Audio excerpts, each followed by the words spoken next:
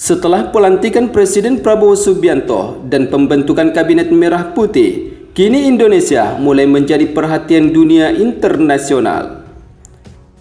Seperti yang kita ketahui, pasca pembentukan Kabinet Merah Putih, Presiden Prabowo mulai konsen pada visi dan misinya untuk mensejahterakan rakyat Indonesia dan memberantas para elit yang melakukan koruptor uang negara.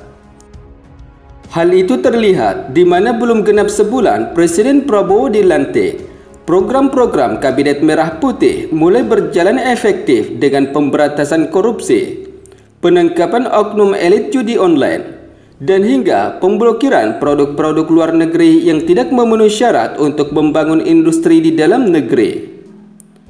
Kerja nyata Presiden Prabowo ini tentunya menuai pujian dari masyarakat Indonesia dan dunia internasional. Namun tidak cukup sampai di situ. Dalam agenda kunjungan kerjasama Presiden Prabowo Subianto ke 5 negara dalam 16 hari ini, tentunya menjadi perhatian media internasional. Pasalnya dalam kunjungan kerjasama Presiden Prabowo Subianto untuk yang pertama kalinya ke luar negeri, Presiden Prabowo mengunjungi negara-negara penting dan paling berpengaruh di kancah internasional. Misalkan kunjungan Presiden Prabowo ke negara China, Amerika Serikat, Peru, Brasil, Inggris, dan kunjungan terakhir ke Timur Tengah lalu kembali ke tanah air.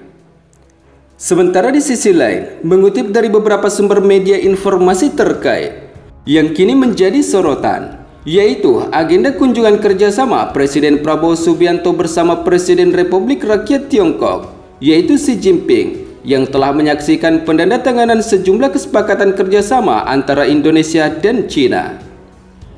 Dalam kunjungan Presiden Prabowo ke China, disambut langsung dengan pengamanan yang super ketat dan bertemu Presiden Xi Jinping untuk memperkuat kerjasama hubungan bilateral China dan Indonesia di tengah ketidakpastian geopolitik global. Sementara dalam kunjungan tersebut, Presiden Indonesia dan Presiden China membahas dan menyepakati setidaknya 7 kerjasama yang ditandatangani. Mengutip dari Biro Sekretariat Presiden pada 11 November 2024, proses penandatanganan kerjasama tersebut digelar di salah satu ruangan di Great Hall of the People Beijing.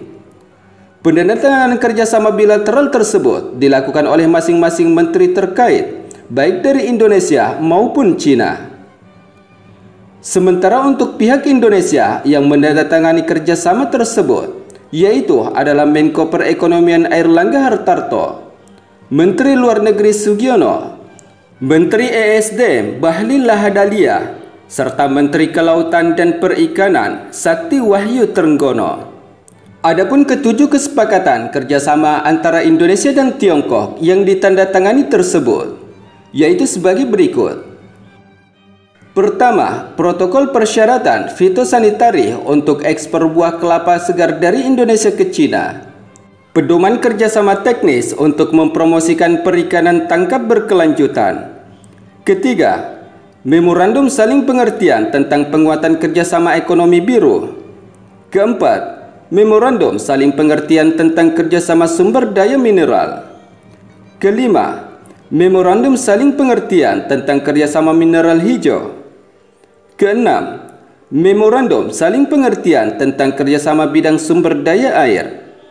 Dan ketujuh, memorandum saling pengertian tentang kerjasama penilaian kesesuaian. Dari sejumlah kesepakatan kerjasama Indonesia dan China tersebut, tentu saja mencerminkan pendekatan yang komprehensif dalam rangka memperkuat hubungan Indonesia-China di berbagai bidang.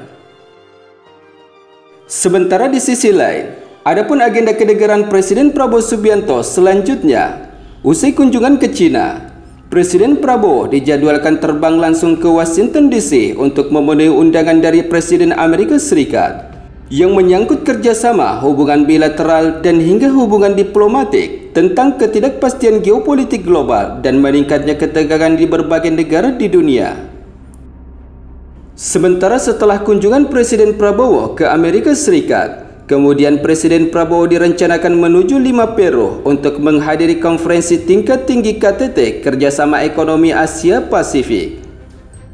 Sementara setelah kunjungan Presiden Prabowo beserta rombongan terbatas ke Peru, kemudian akan melanjutkan perjalanan menuju Brasil dengan agenda utama untuk menghadiri rangkaian kegiatan KTT G20 yang diselenggarakan di Brasil.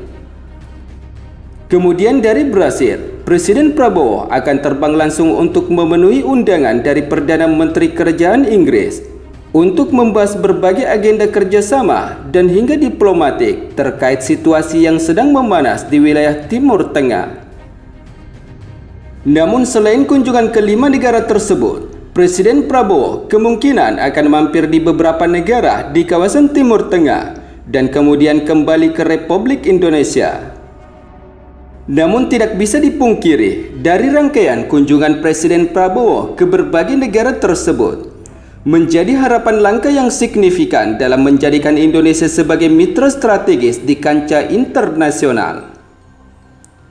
Sementara di sisi lain, walaupun Presiden Prabowo Subianto tidak melakukan kunjungan ke Rusia dalam agenda kunjungan pertamanya ke luar negeri kali ini, tetapi sebenarnya kunjungan tersebut telah dilakukan sebelumnya oleh Presiden Prabowo yang bertemu langsung dengan Presiden Rusia Vladimir Putin. Dalam kunjungan Presiden Prabowo saat itu juga telah membahas beberapa agenda kerjasama antara Indonesia dan Rusia untuk memperkuat hubungan bilateral antara kedua negara.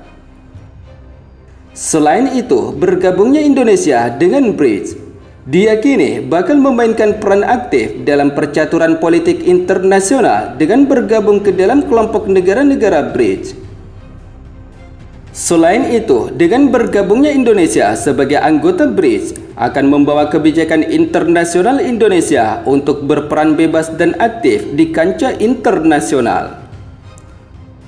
Menurut berbagai analis, di masa yang akan datang, Indonesia tampak akan lebih aktif lagi memainkan peran di pentas internasional, di mana dengan resminya Indonesia bergabung sebagai anggota BRICS, tentu akan menjadi salah satu wadah bagi Indonesia untuk memainkan peran aktif tersebut.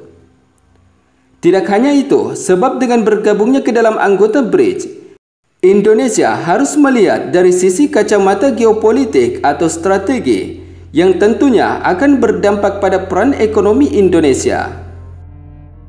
Sementara di sisi lain, dengan semakin kuatnya hubungan militer dan ekonomi Rusia dengan Indonesia ini, tentunya tidak menutup kemungkinan bagi Indonesia untuk mendapatkan pesawat jet tempur Sukhoi Su-35 besutan Rusia yang sempat tertunda sejak beberapa tahun lalu.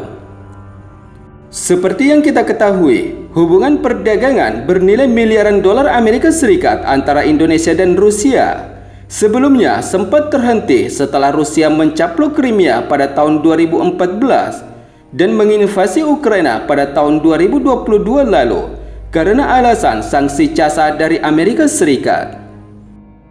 Namun sejak menjabat sebagai Menteri Pertahanan pada tahun 2019 lalu, Prabowo tetap mempertahankan kesepakatan pembelian pesawat jet tempur Rusia senilai 1,1 miliar dolar Amerika Serikat atau sekitar 17,3 triliun yang telah disepakati tahun lalu, meski ada laporan ancaman sanksi dari Amerika Serikat. Namun meskipun begitu, Indonesia tetap memperlihatkan sikap netralnya pada semua negara di dunia, terutama Amerika Serikat, Rusia, dan Cina.